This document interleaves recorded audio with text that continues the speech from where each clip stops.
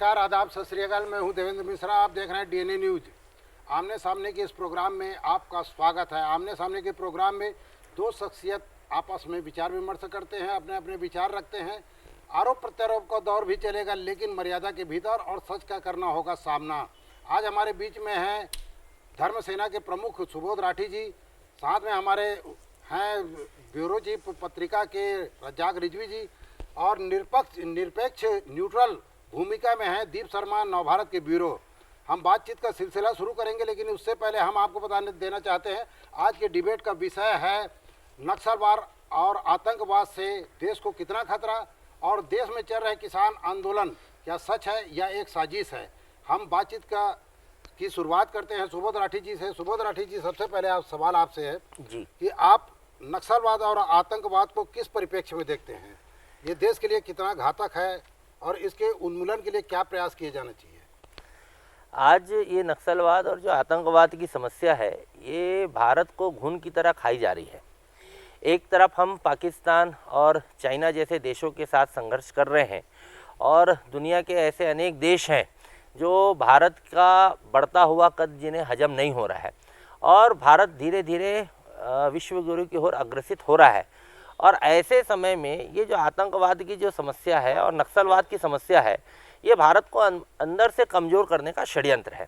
और हम सब इस चीज़ को भली भांति जानते हैं कि ये दोनों जो समस्या है, ये कहीं ना कहीं किन्हीं के द्वारा पोषित समस्या है। चाहे वो नक्सलवाद की समस्या हो, चाहे आतंकवाद की समस्या हो, दोनों को कुछ विदेशी एजेंसियां पोषित करती है। और हमारे घर में भी उन ऐसे बहुत सारे गद्दार बैठे हैं जो इनका सपोर्ट करते हैं, और जिसके कारण ये समस्याएँ चल रही है। रज्जा की इसी सवाल से संबंधित है कि नक्सलवाद को आप एक विचारधारा मानते हैं या एक दहशत का कारोबार है? क्योंकि विचारधारा, हिंसा, आतंक ये नहीं हो सकते। इसको माओवाद का जो रूप दिया गया है, माओवाद एक विचारधारा हो सकती है, लेकिन नक्सलवाद को विचारधारा आप मानते हैं? नक्सलवाद का जो प्रादुर्भाव हुआ वो पश्चिम बंगाल के नवलगढ़ी गांव से हुआ था, जैसे कि आप लोग जानते हैं। और वहाँ पर इसकी जो शुरुआत की थी चारू मजुमदार और कन्नू सन्याल, और उन्होंने इसको एक विचारधारा के रूप में लाया कि जो सामाजिक असमानता है उसको हमको दूर करना है, और समाज में जो एक वर्ग भेद की स्थिति पैदा हुई है उसमें हम समानता को किस तरीके से स्थापित करें। शुरुआत में इसका उद्देश्य ठीक था। चारू मजुमदार, खास करके जो चाइना के जो नेता थे माओ सुंग, उससे बहुत ज़्यादा वो प्रभावित थे, और वो विचारधारा को उन्होंने लेकर के आया। और विचारधारा धीरे धीरे बाद में एक राजनीतिक पार्टी के रूप में बनती गई, और राजनीतिक पार्टी के रूप में फिर ये नक्सलवाद धीरे धीरे पूरे देश में हुआ। फिर उसके बाद क्या हुआ, आज अगर जैसे आज के परिप्रेक्ष्य में हम बात करें तो नक्सलवाद देश के लिए, जैसे सुबोध भाई ने कहा, एक बहुत खतरनाक रूप धारण कर चुकी है, और ये देश के लिए वास्तव में एक बहुत खतरनाक समस्या है। और इस समस्या का समाधान ईमानदारी से करने का प्रयास कोई नहीं किया जा रहा, और नक्सलवाद जो है घून की तरह हमारे देश को कमजोर कर रही है। पहले आपको मैं बता दूं कि देश के करीब 15 राज्यों में समस्या थी, फिर घट के ये 9 राज्यों में आई। आज सबसे ज़्यादा इस समस्या से अगर कोई राज्य पीड़ित है तो वो हमारा छत्तीसगढ़। और छत्तीसगढ़ में पिछले 2011 से लेकर के 2020 तक में देखिए, लगातार एक के बाद जो घटनाएं हुई है, विशेष करके इस दरमियान में 3874 माओवादी मुठभेड़ की घटनाएं हुई, जिसमें 739 हमारे जवान खत्म होते हैं और 449 जो है माओवादी खत्म होते हैं। और ये समस्या जो है, इसका समाधान अगर अपन समझेंगे कि आपसी बातचीत से हो जाएगा या बंदूक से बंदूक हो जाएगा, तो मुझको नहीं लगता है यार। ये समस्या आजकल क्या है, जड़ों तक पहुंच चुकी है। तो ये आप मानते हैं कि विचारधारा जो है वो कहीं कहीं भटक गया है? हाँ, नक्सलवाद का जो आंदोलन है अपनी विचारधारा से पूरी तरीके से भटक गया। पहले इनका मकसद था सामाजिक समानता स्थापित करना, आर्थिक विषमताओं को दूर करना, लेकिन आज पूरी तरीके से जो नक्सलवादी हैं वो एक प्रकार से इन्होंने नक्सलवादी आड़ में इन्होंने व्यवसाय बना लिया, और सत्ता ने भी उसका खुल करके उपयोग किया है। नक्सलवादी समस्या दिल्ली समस्या, जो दिल्ली में बैठे जो इनके समर्थक है, जेएनयू में जो बैठे जो इनके समर्थक है, रायपुर, धमतरी और अन्य जो बड़े केंद्रों में बैठे जो इनके समर्थक है, वो समस्या है। वो इनको जाकर बरगलाते हैं, भड़काते हैं, इनके हाथों में हथियार देते हैं, इन्हें ट्रेनिंग देते हैं। और अभी ये भी साबित हो चुका है कि आतंकवाद और नक्सलवाद का कनेक्शन है। आतंकवादी जाते हैं और इनको कैसे लैंडमाइंस बिछाना, कैसे करना, ये इसको पूरा ट्रेनिंग हो रही है। और लश्कर-ए-तोयबा के साथ में इसका लिंक भी उजागर उजागर हो चुका है। तो अब हमको बस्तर के जंगलों से बाहर निकल के नक्सलवाद की समस्या का समाधान करने के संबंध में हमको बात करना होगा। इनको पल्लवित और पोषित करने वाले वो कौन लोग हैं जो जब नक्सली यहाँ पे कोई बम ब्लास्ट करते हैं और हमारे जब जवान खत्म होते हैं तो दिल्ली में जश्न मनाया जाता है। मैं जहाँ तक समझता हूँ रजाक भाई कि भाजपा शुरू से ही शहरी नेटवर्क, शहरी नक्सली की बात करती रही, अर्बन नक्सली की बात करती रही, और ओरिजिनल नक्सली जो है वो अपना खेल खेलते रहे शुरू से। मैं जहाँ तक समझ रहा हूँ या मैं देख रहा हूँ, और हम अटके हुए हैं केवल शहरी नेटवर्क पे अटके हुए हैं। ठीक हो सकता है, मैं इसको इनकार नहीं कर सकता, लेकिन द्वीप संरक्षण किसी का भी हो, लेकिन इस समस्या का समाधान क्या है? अरे आपने जैसे कहा कि डॉक्टर मनमोहन सिंह जी ने सबसे पहले बयान दिया कि आंतरिक सुरक्षा के लिए सबसे बड़ा खतरा है। उसके तो मनमोहन सिंह जी की सरकार रही, अटल बिहारी वाजपेयी जी की सरकार रही, नरेंद्र मोदी जी की सरकार रही। दृढ़ इच्छा शक्ति के अभाव में आज तक नक्सली मूवमेंट या उसके उन्मूलन के लिए कोई भी ऐसी कार्य योजना नहीं बनी। अच्छा सुबोध भाई, बड़ी बड़ी घटनाएं होती है ना, उसके बाद जो भी सरकार रहती है वो क्या डिमांड करती है? वो यही कहती है कि हमको अतिरिक्त सुरक्षा बल भेजिए करके।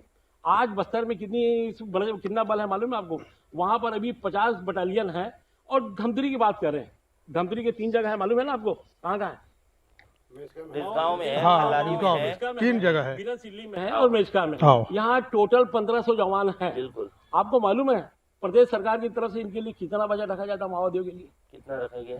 3000 करोड़ का बजट है। इनके लिए सुनो ना, नक्सलवाद की समस्या उन्मूलन के लिए सैनिकों से 300 करोड़ रुपया हमारे 9-27 है ना, हाँ। 270 करोड़ रुपया धमतरी में आता है। 270 करोड़ रुपया में मेरे को आप ये बताएं, या मैं पूछना चाहता हूँ प्रशासन से, या पुलिस, कितने लोगों का पुनर्वास किया गया और कितने माओवादी बच्चों को पालन पोषण किया गया? और या आज भी वो बेचारे जो है ना जवान, देखना 4-5 जवान जो है ना मलेरिया से मरते हैं यार, उनको मच्छरदानी तक नसीब नहीं होती है। नहीं ये उनको बिल्डिंग तक बना के नहीं ये देखिए रजाक भैया, भाई, इसमें ये है जब तक आप हमारी फौज को छूट नहीं देंगे समस्या का समाधान लेकिन नहीं हो सकता। सुबोध भाई, आपको फौज को छूट देना होगा। सुनो ना देखो, बीच में सुबोध भाई, सुनो, सेनाध्यक्ष, अरे भैया अभी जो सेनाध्यक्षों को कहना है, सेनाध्यक्षों को कहना है कि हम अपने ही लोगों के खिलाफ में सेना के जवानों को कैसे उतारें। लेकिन वही सेना जो है कश्मीर में लड़ती है, वही सेना पूर्वोत्तर जाके लड़ती है, अपने ही लोगों के बीच में लड़ती है। तो नक्सलियों के खिलाफ में हमारी सेना को उतारने में क्या दिक्कत हो सकती है? ये ठीक बोल रहे हैं आप भाई, क्यों नहीं उतरी है? सेना है, कहाँ है? सेना उतरी हुई है। पैरामिलिट्री फोर्स है ये, सेना काम कर रही है, पैरामिलिट्री फोर्स है। मिलिट्री भी आ चुकी है। आज की डेट में बस्तर में मिलिट्री भी तैनात है, मिलिट्री भी तैनात है। सुकमा में जो घटना हुई जिसमें 35-40 लोग खत्म हुए, उसके बाद हमारे गृह मंत्री जी भी आए और मुख्यमंत्री जी के साथ एक बहुत ऊंची बैठक हुई, और बैठक बनने के बाद रणनीति बनी, और उस घटना हुए करीब 1 महीना हो गया। इस 1 महीने में हमको क्या परिवर्तन दिख रहा है? क्या होता है भैया, ये तात्कालिक प्रतिक्रिया या तात्कालिक उनकी तरफ से एक्शन पे हमको नहीं जाना चाहिए। हमको एक दीर्घकालिक रणनीति बनाने की आवश्यकता है। और ये खाली एक राज्य सरकार का विषय नहीं है, केंद्र सरकार का विषय नहीं है, एक राज्य का विषय नहीं है। आज नक्सली हमला करते हैं, सीमा को पार करके आंध्र प्रदेश चले जाते हैं, सीमा को पार करके महाराष्ट्र चले जाते हैं। यहाँ हमारा पुलिस का नेटवर्क तो ऐसा है कि धमतरी जिले में घटना होती है और जैसे सीमा पार करके चला जाता है, पुलिस बोलती है भैया मेरे सीमा से बाहर है और मैं वहाँ कुछ नहीं कर सकता। पुलिस का बखत एक संयुक्त कमांड बनाने की जरूरत है कि संयुक्त कमांड बने और इनको देखो मारो, जो भी एक अभियान चलाएं।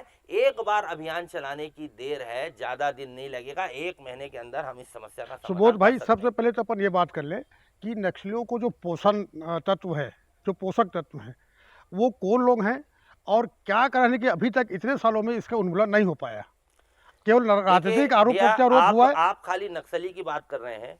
यहाँ रोज सोशल मीडिया में और डायरेक्ट मीडिया में आके बाइट देते हैं। हमको मालूम है फला व्यक्ति डायरेक्ट पाकिस्तान के पक्ष में बात कर रहा है, पाकिस्तान के पक्ष में बात कर रहा है, पाकिस्तान चाइना के पक्ष में बात कर रहा है। ऐसे लोग बड़े बड़े राजनीतिक पार्टी के बड़े बड़े पदाधिकारी होते हैं और सीधा उन बात कर रहे हैं। लेकिन मैं सबसे गलत है वो, उन्मूलन का ये इनका है कि हाँ। समस्या का समाधान क्या किया जाना। वो जो कर रहे हैं वो तो राष्ट्र विरोधी। अगर उसके पीछे अगर 1 मिनट दी, मैं ये बोलता हूँ कि आप धर्म सेना से जुड़े हुए हो, एक राजनीतिक पार्टी से भी जुड़े हो। धमतरी में नक्सलवाद की समस्या को आप किस रूप में समझते हो, कैसा समझते हो? चलो बताइए। देखिए, इस समस्या का समाधान यही है सकता है, हम एक संयुक्त कमांड बनाए। भाई एक संयुक्त कमांड हो, जैसे हमारे क्षेत्र की बात करें। सुनो सुबह कितने नक्सलियों के दल में जो बहुत सक्रिय है और इसकी कमांड किसके हाथ में? देखिए भैया, ये सब नाम दिए जाते हैं कि ये दलम है, ये दलम है, ये दलम है, मूल सबका मैं एक आपको है, बता माओ। देता हूँ, नहीं, यहाँ नहीं, पर 4 दलम काम करते सुनिए हैं ना, ना। मैं क्या तो बोल रहा भाई हूँ, आप सुनो मेरी बात सुनो ना। आप उसका देखिए, उसका वो मूल क्या होता है, मूल वो में क्या जाइए। मूल बन जाए। हाँ, नहीं, मूल में जाओ, जैसे भारतीय जनता पार्टी या कांग्रेस की मूल बात मूल करें, में जाओ, ठीक बोल रहे हो। आप मूल पे जाइए। कानून की भी एक बार समीक्षा होनी चाहिए, पुलिस की एक बार, सिस्टम की भी समीक्षा होनी चाहिए, मगर जैसे हम समीक्षा की बात करते हैं वो फिर झंडी लेके खड़े हो जाते हैं, ये संविधान को बदलेंगे, ये कानून को बदलेंगे। तो ये आप ये बताइए, एक्चुअल में क्या हो रहा है, अगर हम समीक्षा की बात करते हैं लोग खड़े हो जाते हैं। लेकिन हम लोग सिस्टम की बात नहीं करते। उस पहली सबसे बड़ी बात तो ये है कि जिस समस्या को हम बोलते हैं कि ना कि फला ये समस्या है, ये ऐसा है वैसा, पहले आप उसके सिस्टम को कितना समझते हो ये तो होना चाहिए ना।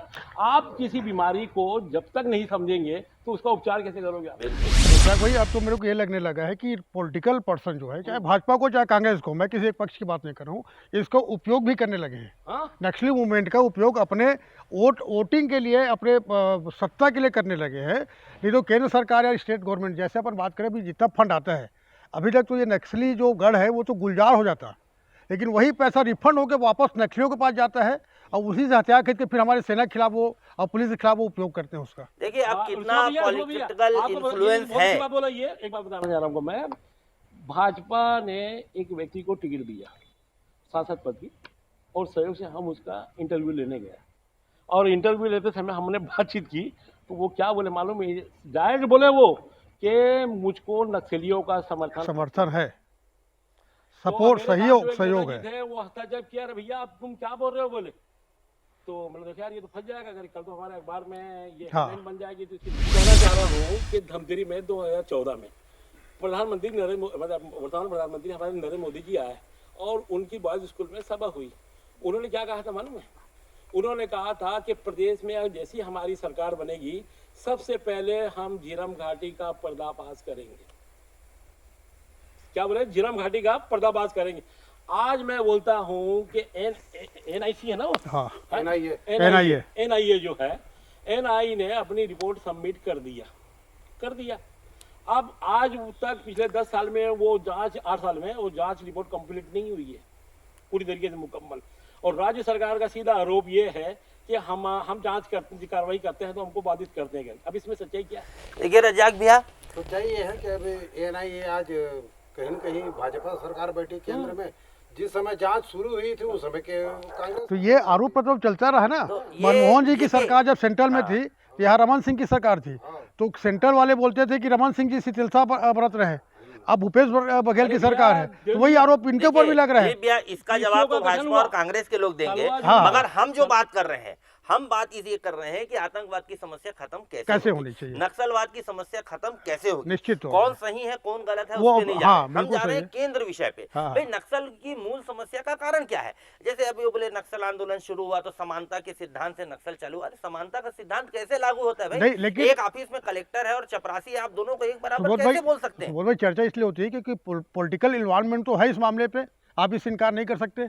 देखिए अगर पॉलिटिकल इन्वॉल्वमेंट, कोई भी आंदोलन जब शुरू करता है उसकी अपनी एक विचारधारा है, ठीक है। मैं ये आपने जैसे कहा ना, आप ये बताइए, आर्थिक विषमताएं तो हमेशा रहेगी, उसको आप समाप्त नहीं कर सकते। गरीबों का जो अंतर है ना वो रहेगा, खत्म हो ही नहीं सकता। तो इसलिए जो ये आंदोलन जो चल रहा है कि भाई नहीं, हमको भाई ने एक बहुत अच्छी बात बोली ना कि इसका जो राजनीतिक उपयोग किया जाता है।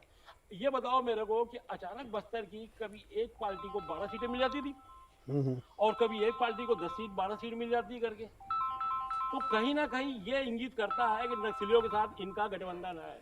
देखिए राजनीतिक पार्टियों का गठबंधन है कि नहीं मैं ये तो नहीं जानता, मगर हाँ ये जानता हूँ कि इनका JNU से कनेक्शन है। आतंकवाद की ओर आते हैं। आओ, आतंकवाद आप किस परिप्रेक्ष्य में देखते हैं? आतंकवाद की जो समस्या है वो किसी भी राष्ट्र के लिए बड़ी घातक होती है, और भारत में जिस तरीके से आतंकवादी ताकतें सक्रिय हुई और आतंकवाद का जिस तरीके से बढ़ावा मिला, इससे निश्चित हमारे देश बहुत पीछे हुआ। और आतंकवाद को अगर किसी ने संरक्षण दिया है तो वो एकमात्र देश है पाकिस्तान, और पाकिस्तान की पीठ पर अगर किसी ने हाथ रखा है तो वो है अमेरिका। और चाइना भी नहीं चाहता कि भारत, जैसे सुबोध भाई बोले ना कि भारत जो है आर्थिक रूप से मजबूत हो और ये विकसित देशों की श्रेणी में खड़ा हो करके, और आतंकवाद का सहारा लेकर के हमारे देश को कमजोर करने का प्रयास किया गया। और जम्मू कश्मीर से लेकर के पंजाब और असम से लेकर के नागालैंड तक चले जाइए, एक आतंकवाद का नया स्वरूप हमारे सामने आया था, और इस आतंकवाद ने वास्तव में हमारे देश का बहुत नुकसान किया है।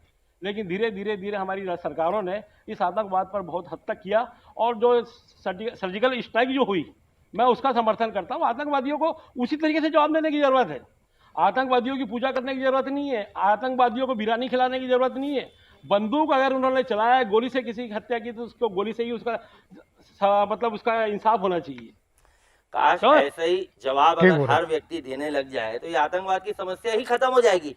आज भारत को इजराइल से सीखने की जरूरत है। आज भारत को मैं सोचता हूँ, आज- देखो अभी आपने कहा ना भारत विश्व गुरु है, भारत को ना इजराइल से जीतने की शक्ति है ना अमेरिका से। भारत के हुक्मरानों को सिर्फ दृढ़ इच्छा शक्ति दिखाने आज की जरूरत है से यार। कुछ दिन पहले समझे? आतंकवादियों ने ठीक बोला। इजराइल पे हमला किया। आप दृढ़ इच्छा शक्ति दिखाइए, आप आतंकवाद से अभी जैसे जम्मू कश्मीर की अपन बात करते हैं, जम्मू कश्मीर में जो व्यवस्था की गई, आज जम्मू कश्मीर में आप देखिए आतंकवाद कितना नियंत्रित है ना? है। और आज से 2 साल 5 नहीं, साल क्यों 10 साल नियंत्रित हुआ? करके- क्योंकि तो हमने- आपने दृढ़ इच्छा शक्ति दिखाई। 370 हटाया, जो आज आतंकवाद की जो पोषित करने वाली जो चीजें रही कि जो 370 जो चल रहा सहायक था, सहायक जो कारक है उनको वो आपने उस कारण, अरेस्ट आपने किया। जो बोला ना कारण हटाना पड़ेगा, हाँ। सिस्टम को ठीक ठीक बोल करना रहा हूँ। पड़ेगा। मैं वही आज बोल रहा जो हूँ। मैं इजराइल का उदाहरण जो सिस्टम देना अलग चाह रहा हूँ, देखिए कितना अच्छा उदाहरण इजराइल के लोगों ने इस दुनिया के सामने प्रस्तुत किया है। आज आपको, आप जब इजराइल का अध्ययन करेंगे तो देखेंगे जब भारत आजाद हुआ लगभग उसी समय वो भी इजराइल भी आजाद बना। हुआ। भारत में लोकतंत्र है, वहां पे भी लोकतंत्र है, वहां पे भी लोग वोट देते हैं।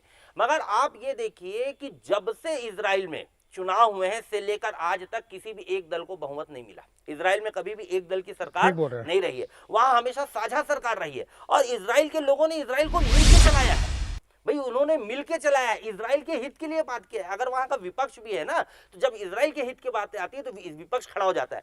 आज कोरोना काल में विपक्ष ये क्यों नहीं बोलता कि नहीं भैया आप काम करो, आपके काम में कहीं दिक्कत आएगी, हम सहयोग करने के लिए तैयार है। ये नुक्ताचीनी निकालना, अब वो सर्जिकल स्ट्राइक हुई, आपने तो यहाँ तारीफ किया, मगर वहां सर्जिकल स्ट्राइक हुई तो वो दिल्ली के मुख्यमंत्री नहीं, हमको सबूत चाहिए, तो राहुल गांधी आके खड़े हो गए, ये सब फर्जी नहीं, है। सुबोध भाई। ये जो सेना का मनोबल, देश का सत्ता मनोबल तोड़ने का जो सुनो काम ना, चलता है ना, सत्ता और विपक्ष एक कई मुद्दों पे एक भी होते हैं। जब उनको तनख्वाह बढ़ाना रहता है, जब स्वयं का भत्ता बढ़ाना रहता है, उसमें सत्ता और विपक्ष दोनों एक हो जाते हैं। संयुक्त राष्ट्र में जब भारत का प्रतिनिधित्व करने की बात आई तो इंदिरा गांधी जी ने अटल बिहारी वाजपेयी जी को भेजा वहाँ, समझ रहे हो? दूध बना के भेजा, हाँ। राजदूत बना आप के। वो ये निश्चित तौर पे पुराने उदाहरण बहुत है हमारे है, पास। है। नरसिम्हा राव जी ने जब उनको जरूरत रहती थी अटल जी से हाँ, सलाह करते बिल्कुल, थे। बिल्कुल देखिए, सही है। जवाहरलाल नेहरू जी को जब जरूरत रहती थी तो वो श्यामा प्रसाद मुखर्जी जी से सलाह करते थे। ये पुरानी राजनीति में एक अच्छा वो हुआ और करता था, राज- विपक्ष और को विश्वास ये में सूचित लेके है। काम किया जाता था। मगर ये हमारे जो पिछले जो 10 साल का जो कार्यकाल रहा है माननीय मनमोहन सिंह जी, वो तो खैर रिमोट कंट्रोल थे, हम सब जानते हैं।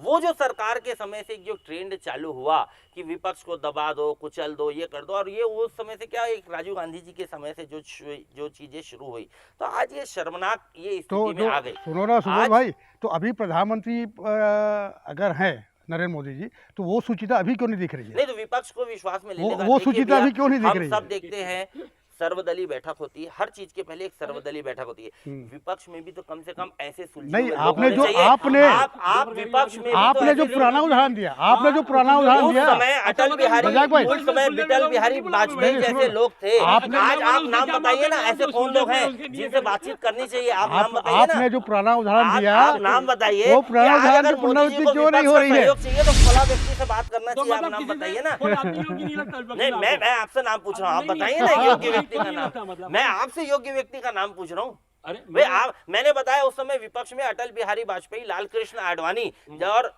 श्यामा प्रसाद मुखर्जी जैसे लोग, जिसका पालन कांग्रेस ने जैसे क्या लोग करनी थे। किया? मैं ये बोल रहा ठीक हूँ है। आज आज बोल रहे हो कि नाम बताइए, मतलब आप पूरे विपक्षी आप- प्रतिभा पर यार प्रश्न लगा रहे हैं। आज स्थिति ये हो गई कि गांधी परिवार के अलावा कोई है नाम नहीं। लेते हुए सुनिए सुनिए मैं अरे उनको आप उनको तय करिए ना, लेते हुए हमारे प्रधानमंत्री जी आंसू बहा देते हैं और उनको वो आप ये सांसद भी नहीं बनाते। और ये बोलते हैं उनको आप और ये सांसद भी बोलते नहीं हैं कि बनाते। मैंने इनसे अच्छा सांसद नहीं देखा। नहीं सुबोध भाई, मैंने क्या सुबोध भाई, बोला, अब आप ऐसे अच्छे लोगों तो को मैं आपको हमने बता किनारे कर रहा दिया। हूँ, मैं आपको बताऊँ सुबोध भाई, जैसे आपने कहा पुराने सूचिता वाली राजनीति का पुनरावृत्ति हो सकता है अभी भी।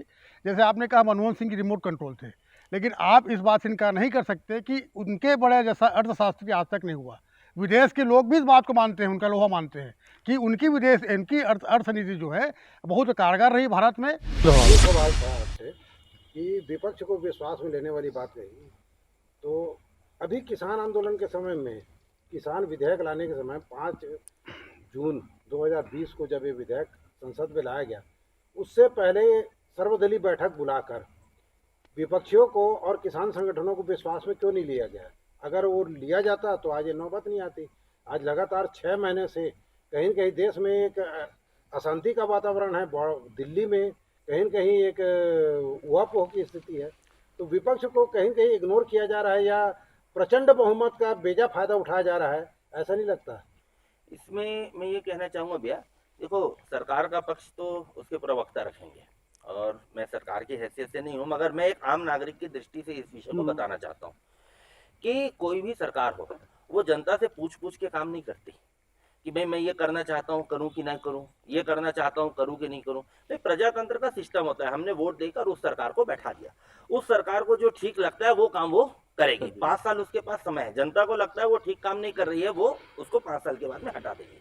दूसरा विषय, विपक्ष का ये धर्म होता है कि अगर सरकार गलत नीतियां, उनको लगता है कि ये नीतियां गलत है, विपक्ष निश्चित रूप से उसका विरोध कर सकती है, उसको करना भी चाहिए, विपक्ष का धर्म है।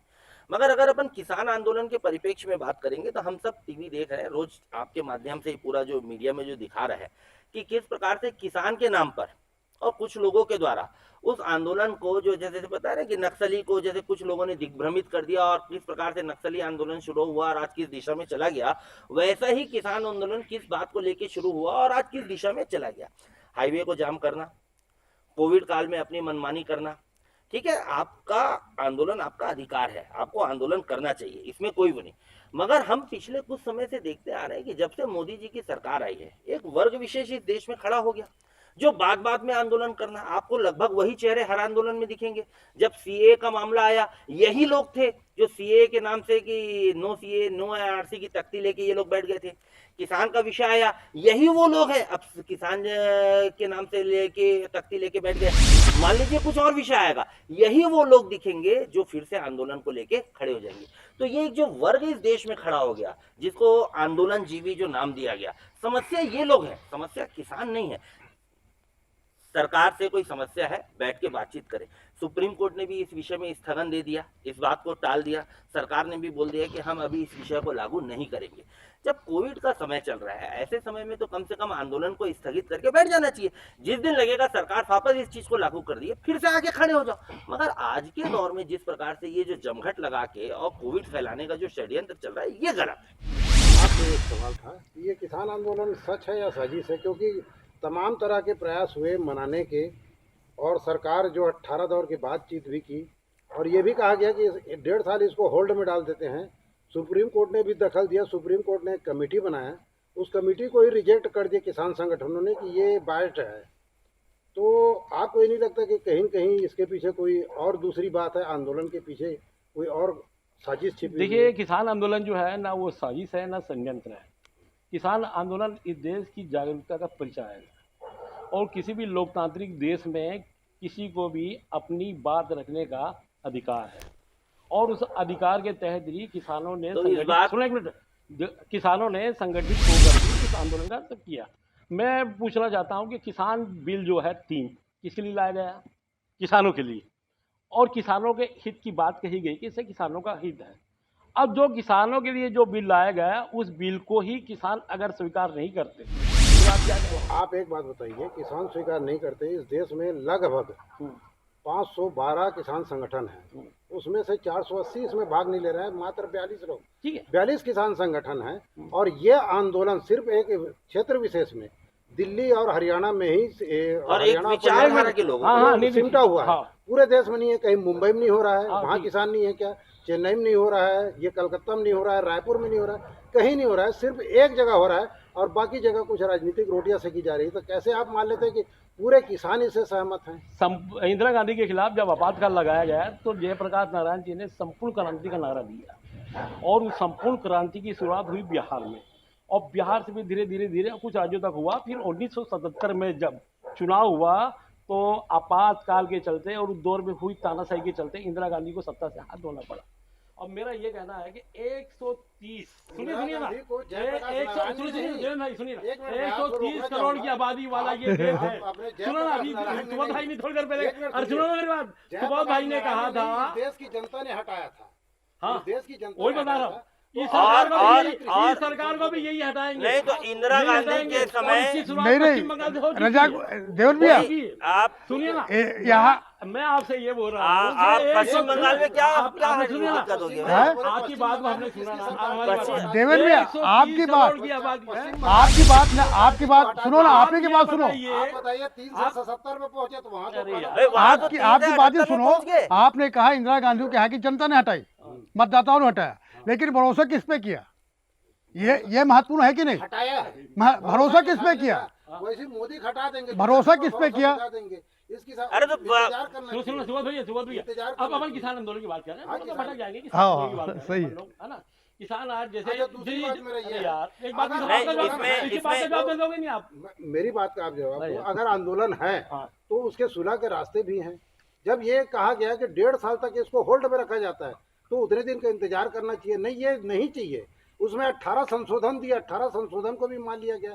तो ये क्या मेरे को यार एक चीज ये बताओ कि लोकसभा में आप इस पर बहस करते हो, लोकसभा में आप प्रस्ताव पारित करा देते हो, लेकिन राज्यसभा में इस मामले में बहस क्यों नहीं कराते? वहाँ संकल्प पारित करा देते, राज्यसभा आप में इसको क्यों बहस पास हुई करा थी, देते हो? राज्यसभा में बहस हुई थी, बहस वहाँ हुई हंगामा किया गया, वहाँ विपक्ष और ने राज्यसभा हंगामा में किया। मालूम था, उन्होंने बातचीत मोदी नहीं की। सरकार को मालूम था कि हम इस मामले में नहीं, गिर हंगामा जाएंगे किसने करके, किया? इसलिए अरे हंगामा कभी होगा? नहीं, क्यों जब हुआ? जिस चीज भाई, का उनको विरोध चर्चा है, करनी थी ना। देखिए भाई, हंगामा उनको जनता ने वहाँ पे किस लिए भेजा है? चर्चा करने के लिए भेजा है, उनको चर्चा करना चाहिए था। उन्होंने हंगामा किया और वॉकआउट कर गए। क्यों वॉकआउट किए भाई? क्यों हंगामा तो सुबोध भाई बिल लाने के पहले वो चर्चा क्यों नहीं हुई? भाई, नहीं देखिए, बिल लाने के पहले चर्चा क्यों नहीं हुई? और फिर इस देश में आपने बोला था 45 संगठन है करके, आपने बहुत अच्छी बात कही कि जब इतना सब बिल लेके आया गया तो आपको किसान नेताओं को भैया आप ये बताइए, एक मिनट, मैं ये बोलना चाह रहा हूँ, इस देश में एक सवाल आपसे कर रहा हूँ हाँ।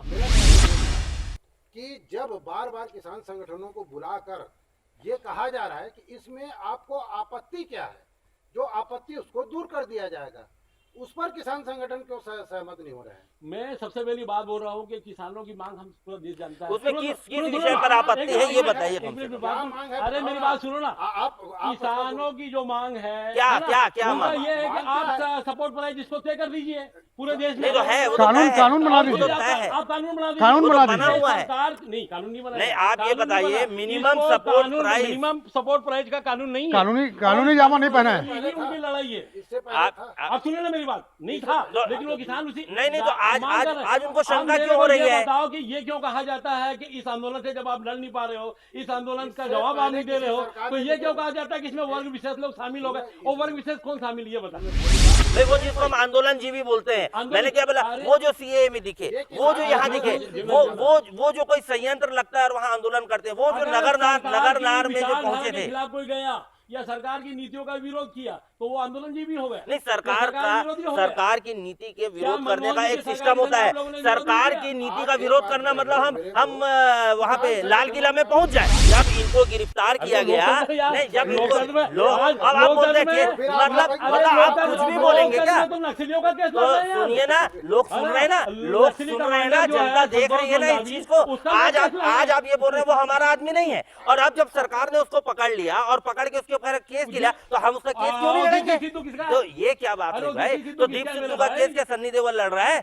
दीप सिद्धू का केस क्या भारतीय जनता पार्टी लड़ रही है? कौन लड़ रहा है आप इसको पता करिए ना। 15 अगस्त के दिन साफ कह दिया गया था ये रूल बना दी गई है। वहाँ पे हजारों लोग थे, क्या सारे के सारे सन्नी देओल के समर्थक? और मैं सिर्फ डीसी नहीं, सिद्धू की बात कर मुख्य रहा हूं। मुख्य और मैं एक नागरिक होने के नाते जो सोचता हूँ, अगर मैं किसान होता और वहाँ आंदोलन में बैठा रहता और जब सरकार मेरे से पूछती कि आपकी मांग क्या है और इस जो बिल बना है इसमें प्रॉब्लम क्या क्या है, तो मैं उसको लिख के देता कि बिल में ये फलाना जो पॉइंट है ये ठीक नहीं है, ये पॉइंट है ये ठीक नहीं है। आज बार बार पश्चिम सरकार हो रही है, बंगाल में यार टीवी आज में उसका कार्यकर्ताओं की- प्रसारण आज हुआ, कार्यकर्ताओं हमने की पूरा देखा। हत्या होती है तो पूरे देश में अनशन करते हो आप लोग और पूरे देश में शोक मनाते हो और 255 किसान लोग मारे गए हैं रजाक- और अब तक हजारों किसान- किसने मारा भाई? कोई नहीं है यार। किसने मारा? कुछ भी किसने मारा? हत्या हुई क्या हाँ, किसानों की? कुछ भी नहीं। किसने वो मारा? किसानों से कोई हमदर्दी नहीं। रजाक भाई। अरे वो किसान जो अन्नदाता है हमारे, वो किसान जो हमको जीवन देता है, उस किसानों के प्रति किसी की भी हमदर्दी नहीं है यार। ये क्या है भाई? ये देश में दोहरी किसने मारा? राजनीति किसने नहीं मारा? करनी मैं चाहिए। आपसे ये पूछना चाहता हूँ, क्या क्योंकि- पुलिस ने मारा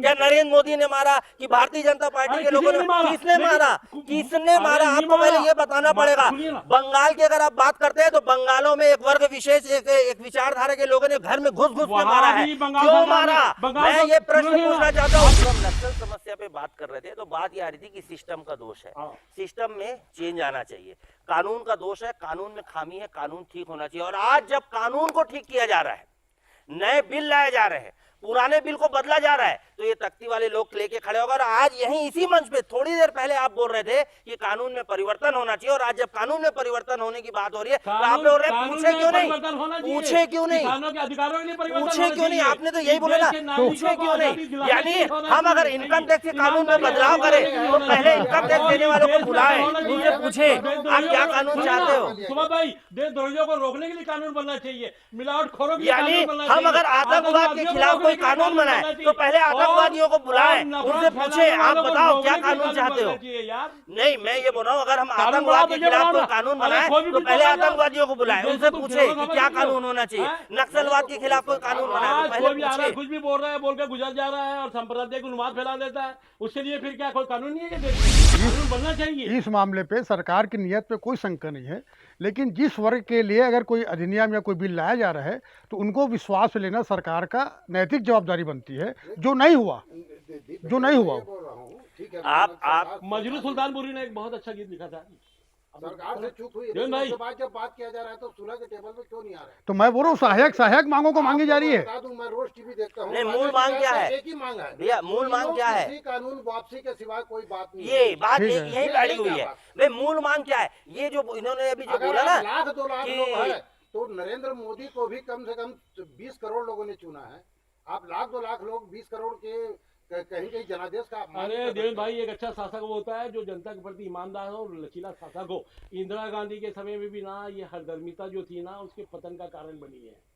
समझ रहे हो, जब हजारों लाखों आवाजें उठती है ना, तो उस समय सरकारों आवाजें को उठती रहेंगी झुकना ना। चाहिए। गाँव हत्या। मजरू सुल्तानपुरी का एक बहुत बढ़िया गीत है, आपने देखा होगा, जिंदा रहने के मौसम बहुत है मगर जान देने की रूह तो आती नहीं रोज। अरे देश के लिए तो जब मौका मिले यार, मौसम बनेगा, हम जान देने के लिए तैयार है। ये देश हमारा, जैसे सुबोध भाई ने कहा है ना कि इस देश को हमको सुपर पावर बनाना है, हम तो ऐसा पावर बनाते हैं कि दुनिया की हर देश इस देश को, जी भैया, इसकी परुषता को मैं माने। इसी जगह पे कम से कम 20 कांग्रेसी नेताओं का इंटरव्यू लिया हूं और 20 कांग्रेसी नेताओं से किसान आंदोलन के संबंध में पूछा हूं। एक भी मुझे संतोषजनक जवाब नहीं दे पाया कि आखिर विरोध क्यों हो रहा है और वो किस चीज को आपत्तिजनक मानते हैं।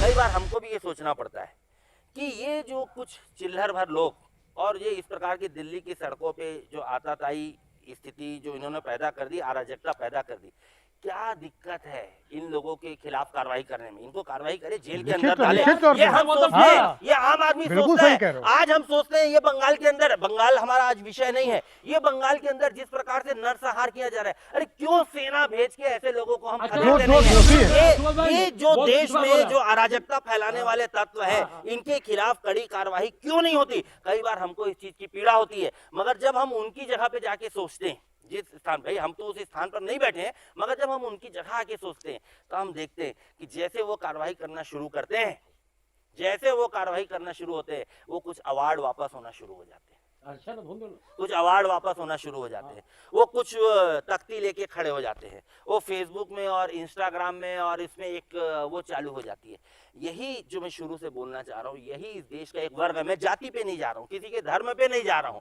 मगर ये जो एक वर्ग है इस देश के अंदर में, जिसको आंदोलन जीवी जो नाम दिया गया है, यही वर्ग इस देश के लिए खतरा है। और जब तक इस वर्ग को हम समाप्त नहीं करेंगे, तब तक ना हम नक्सलवाद को जीत सकते, ना हम आतंकवाद को जीत सकते, और ना ये जो देश में अराजकता फैलाने वाली ये जो चीजें जो लगातार घट रही है, ये हम इसको जीत सकते। 2014 रही बात में राजनीतिक पहले पार्टी की, देवेंद्र भैया भाई, मेरी बात इस खत्म नहीं हुई, मैं एक बात और हाँ, बोलना अच्छा, चाहूंगा। हाँ। रही बात राजनीतिक पार्टी की, तो राजनीतिक पार्टी को राजनीति करना है, कांग्रेस है, भाजपा है, अपना अपना उनका दृष्टिकोण है, मैं उस विषय पे नहीं जाऊंगा। भाई आज ये आंदोलन कर रहे हैं, कांग्रेस उनको पीछे से बैकिंग दे रही है। आज ये आंदोलन कर रहे हैं, कांग्रेस बैकिंग दे रही, क्यों? कांग्रेस का उद्देश्य क्या है? ये इन प्रकार सरकार को गिराना, सरकार को बदनाम करना, सरकार बदनाम होगी, आगे से हमारी सरकार आएगी, ये उनकी राजनीतिक सोच है।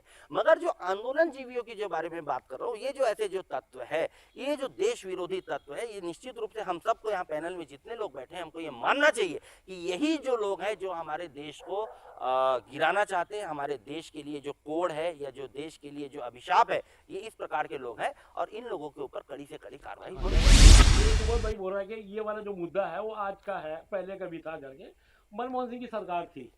मनमोहन सिंह की सरकार के समय हमने देखा है कि अन्ना हजारे ने उस आंदोलन को शुरू किया और उस आंदोलन में पूरे देश की जनता सहभागिता के रूप में खड़े हो गई, है ना।